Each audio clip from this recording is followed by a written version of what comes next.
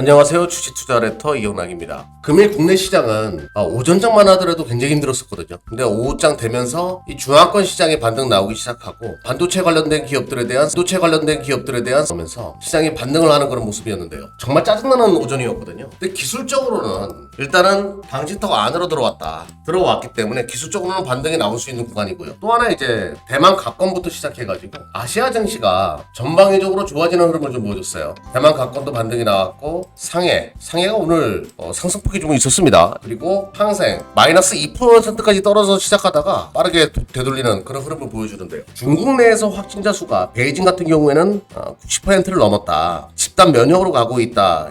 이런 신호들이 계속 나오고 있거든요. 그러면서 이제 또 이야기 나왔던 것 중에 하나가 애플의 아이폰 생산 가동률이 90% 정도로 회복했다라는 이야기가 나왔어요. 인플레이션의 가장 중요한 원인이었던 세계화의 흠집이 발생했던 거, 이 코로나가 원인이었죠. 그러면서 공급자적인 부분에 있어가지고의 생산 차질, 이런 것들이 인플레이션을 또 야기시켰던 또 하나의 요소였는데, 중국이 세계의 공장 아니겠습니까? 또 세계의 또 주요한 시장이기도 하고, 중국이 빠르게 코로나로부터 벗어나는 흐름, 벗어난다는 표현보다는 집단 면역으로 가고 있는 이 흐름들, 이런 것들은 2023년도는 치유와 회복의 시기로 넘어갈 수 있다, 이런 징후로 시장이 판단할 수도 있어요. 지금 올라갈 만한 건덕지가 없다, 이렇게 이야기하는데, 중국이 변화하고 있고 중국이 봉쇄를 푼 건 분명히 큰 뉴스인데요. 그런데 이제 전일자 리오프닝 관련된 종목들, 특히 중국에 대한 기대감이 있었던 종목들이 정부에서 입국 제한 조치, 비자 발급부터 시작해가지고 인천공항으로만 들어와야 된다, 그리고 코로나 검사, 그리고 또 있었죠. 그거 말고도 그 노선 축소 이런 이야기들이 많았습니다. 그래서 정부의 이런 강력한 조치 때문에 관련된 리오프닝 관련된 종목들이 어제 하락을 했는데, 요거는 추세 하락으로 전환되는 시나리오는 아니죠. 중국이 바뀌고 있다라는 자체, 그리고 한 달 정도의 기간 이후에는 중국도 춘절 이후에는 집단 면역으로 넘어가서 코로나로부터 벗어나는 그 흐름으로 전개될 가능성이 높기 때문에 이것이 리오프닝 관련된 종목들의 추세 하락으로 바꾸는 요소다, 그건 그렇게 될 수는 없습니다. 즉 한시적인 조정에 불과하다. 그와 관련돼 가지고 요거 종목들을 보면 좀 이해가 될 거예요. 미국의 그 마카오 관련된 기업들이거든요. 미국에서의 PCR 검사제도,